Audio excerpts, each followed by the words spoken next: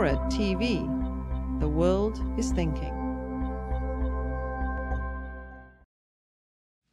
The drive for happiness implies that we have a dissatisfaction with the present moment and that greener pastures lie just ahead. From our earliest memories, we've been marinating in the mantra of our parents as they said, "I'll be happy when." I'll be happy when you get a pay rise. I'll be happy when we move to a bigger house. I'll be happy when we get a better car. I'll be happy when you remember to take out the rubbish. I'll be happy when we go on holidays. I'll be happy when we retire. And before long, we start the same mantra within ourselves of I'll be happy when I turn 5. I'll be happy when I go to school. I'll be happy when I leave school. I'll be happy when I find the perfect partner. Happy when I get married. Happy when I have children. Happy when they leave. Happy when the divorce comes through. And before long, we're deeply enculturated to believe that happiness lies at some more distant time when things are different from how they are right now in this moment. The marketing people and the advertising people would have us believe that we'll be happy when we've bought their product. And of course, now they build in obsolescence so that we'll need more of their product shortly. That we want their product in a range of colours, that we need the latest model of the stuff, that we want the most fashionable stuff, and that, of course, none of the cords from the old stuff fit the new stuff until the whole planet is pretty much stuffed.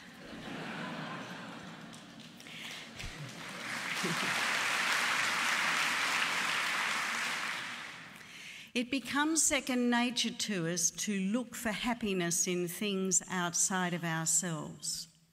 We believe that some new thing in our life, some new relationship, some new possession, some new accolade will bring us some measure of happiness. And oftentimes we bump into one of the D's in life.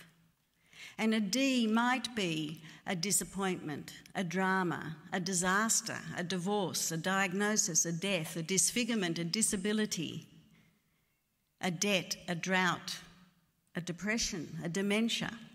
We bump into a D and everything that's become second nature to us doesn't work.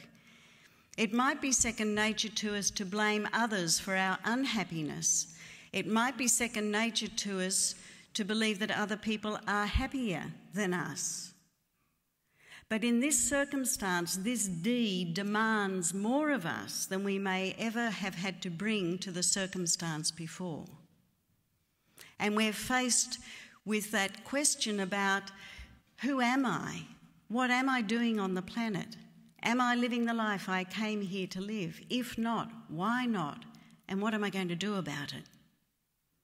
You see, we talk about it's second nature for me to feel like this, it's second nature for me to think like this, to react like this, and no one ever questions, well, what is your first nature? We talk commonly about a second one as if we know exactly what that's about.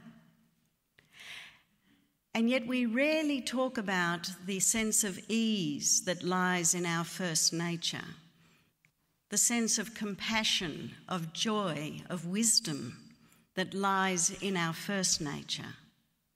It's second nature to us to judge, to see people as separate, different, less than, more than, better than, worse than us. And these are all the seeds of unhappiness. And we keep pursuing happiness in the belief that somehow it will be found outside of ourselves, but indeed happiness is an inside job, not derived from outer circumstances. And when we bump into one of these D's in life, it causes us to become quiet inside. And we realise that happiness is found in the present moment. That's where life is, love is, God is, if you're into God. It's found in the present moment, not in 5 seconds' time, not in 5 seconds ago. And yet our mind is full of scheming and worrying and fretting about whether we're going to have the things in our future that will bring us happiness. It's always projecting 5 seconds, weeks, months, years into the future, or chewing over the past. When indeed, in the present moment, we find wonder, we find joy, we find peace, we find love, we find connection, we find that deep sense of being at peace within ourselves. If you didn't want suffering, wrong planet. This is where it all happens. And what matters when suffering happens is how are we going to embrace this moment? How do we embrace our anguish, our misery, our pain, our joy, our peace? Because that is in the present moment. And can we embrace these things without being overwhelmed by them or being defined by them? So how do we embrace the full gamut of human experience? Because that leads to a deep and lasting happiness, not a momentary pursuit of pleasure. If the topic of this debate this evening were being happy makes us miserable, we could see how ludicrous such a statement is. It's the pursuit of happiness that causes us pain.